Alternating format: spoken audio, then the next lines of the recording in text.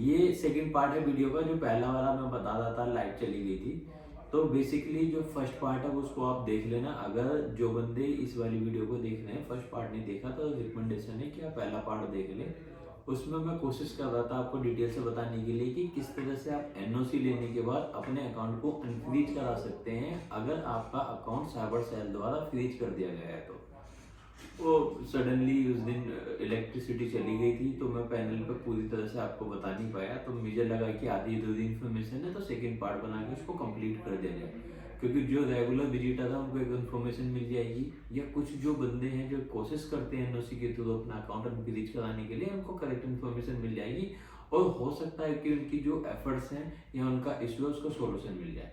देखिए, जब भी साइबर सेल आपके अकाउंट को फ्रीज करती है, तो वो जैसे हमने लास्ट वीडियो में भी देखा था, कोई सस्पिशियस ट्रांजैक्शन आपके अकाउंट में आती है या इन्वेस्टिगेशन के दौरान जो आपके आईओ होते हैं इन्वेस्टिगेशन ऑफिसर, उनको कोई सस्पिशियस ट्रांजैक्शन मिलती है जिसको वो ग्राउंड बना के आपके बैंक को एक लेटर जारी करते हैं, मेल इशू करते हैं उस पर्टिकुलर ट्रांजैक्शन को लीन लगाने के लिए या आपका अकाउंट फ्रीज या होल्ड करने के लिए। लीन, वापस से मैं बता देता हूँ, किसी पर्टिकुलर ट्रांजैक्शन को ही होल्ड रखना, बाकी अकाउंट एक्टिविटी एक्टिव रखने को लीन कहते हैं।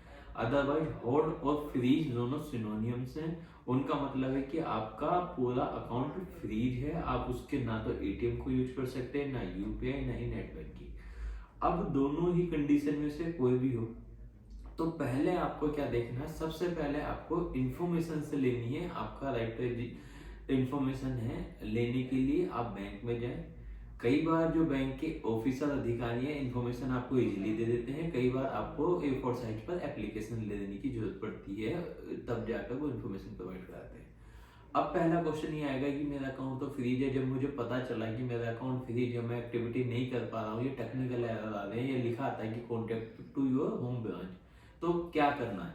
आपने अपने नियरेस्ट या अपनी होम ब्रांच को अप्रोच करा। अब बैंक ने आपको इन्फॉर्मेशन दी कि आपका जो बैंक है उस पर लीन या वो फ्रीज है या होल्ड कर दिया गया है इस XYZ साइबर सेल के द्वारा, या फिर मल्टीपल साइबर सेल हो सकती हैं अगर ऐसा कोई केस है उनके द्वारा। तो वो क्या करेंगे, आपको एक एक्नॉलेजमेंट नंबर होता है। साइबर के केसों में जहां तक देखा जाता है, अगर हम सिविल्स की बात करें या अदर्स केसेस की बात करें, तो वहाँ केस होता है, केस नंबर होता है, केस फाइल होती है। मोस्टली अगर हम साइबर के केसेस में देखें तो यहाँ पर ज्यादा काम एक्नॉलेजमेंट नंबर की हेल्प से होता है। उस एक पर्टिकुलर एक्नॉलेजमेंट नंबर में ही सारी डिटेल्स होती है। अगर कोई इन्वेस्टिगेशन ऑफिसर या कोई एडवोकेट या कोई अदर्स जिसके पास वो टूल्स हैं जो चेक करना चाहे, तो उस सिर्फ एक एक्नॉलेजमेंट नंबर की हेल्प से सारे चिट्ठे वो आपको चेक कर सकता है कि किस पर्पस की वजह से या क्या इंफॉर्मेशन है जिसकी वजह से इसको होल्ड किया है। तो बैंक आपको एक्नॉलेजमेंट नंबर देगा, उसके साथ साथ आपको इंफॉर्मेशन देगा कि किस साइबर सेल ने आपका होल्ड किया है। पॉसिबिलिटी है कि वहां के आईओ आईओ इन्वेस्टिगेशन ऑफिसर आपके हेड कांस्टेबल से लेके डीसीपी, एसपी, एसीपी तक हो सकते हैं। जो भी होंगे उनका नाम देंगे या उनकी ईमेल आईडी देंगे, उनका फोन नंबर देंगे, क्योंकि आपको उन्हीं को अप्रोच करना है। अब यहाँ तक तो थी बेसिक इन्फॉर्मेशन जो हम पहले भी दे चुके थे। अब सेकंड पार्ट की जो मिसिंग थी मैं बताता हूँ। अब देखिए, ये डिपेंड करता है कि आपका, अब आप अभी तक आपको ये पता चला कि मेरा अकाउंट होल्ड कर दिया गया था, सस्पिशियस ट्रांजैक्शन थी, लेकिन वो किस वजह से थी? तो मैंने कुछ चीजें कॉमन बताई थी। ये काफी सारे जो है पॉसिबिलिटी हो सकती हैं या प्रोबेबिलिटी है, लेकिन जो मेन कॉमन है सबसे ज्यादा, जैसे कि अगर देखा जाता है वेस्ट बंगाल की साइड के बंदे हुए या कुछ पार्ट ऑफ बिहार के हुए, है ना, वहां से जो मेरे अपना एक्सपीरियंस है, मेरे पास जो केसेस आते हैं वो होते हैं जो रेंट पे दे देते हैं, या स्टूडेंट हुए, उनके पास कोई सीनियर होगा कि मुझे अपनी फीस मंगानी है, या कुछ और जो बंगाल वाले बंदे क्या करते हैं कि वो अपने अकाउंट में पैसा ले लेते हैं, कुछ उनको 1 या 1.5% या जो भी उनका फिक्स होता है उसके केस में मंगा लेते हैं। अब वो 1-1.5% के लालच में तो आ जाते हैं, लेकिन जो अमाउंट आ रहा है किसी अकाउंट से, वो फ्रॉडेड अकाउंट से उनके अकाउंट में आ रहा है, इतना उनको अवेयरनेस नहीं होती। वो तब उन्हें पता चलता है जब उनका अकाउंट में सस्पिशियस उस पर्टिकुलर ट्रांजेक्शन को ग्राउंड बना के साइबर सेल होल्ड कर देती है। अब होगा क्या, उस बंदे के पास ऑप्शन नहीं बचेंगे, अब वो दौड़ के जाएगा।